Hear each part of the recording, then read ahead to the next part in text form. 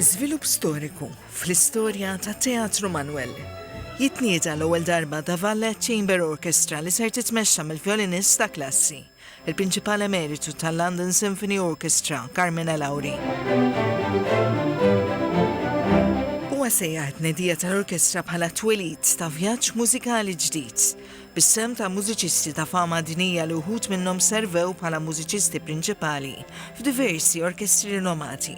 Spjega li l-lan tal-orkestra huwa li jikkomunika l-ispirtu tal-mużika klassika mal-udjenzi. L-Orkestra Nazzjonali hija orkestra kbira ħanejtek, hemm iżjed elementi fl-orkestra, għandek il-woodwind section, għandek il-brass, għandek naturalment il-strings u għandek il-percussion. Bħala chamber orchestra aħna qatt ma kellna Malta.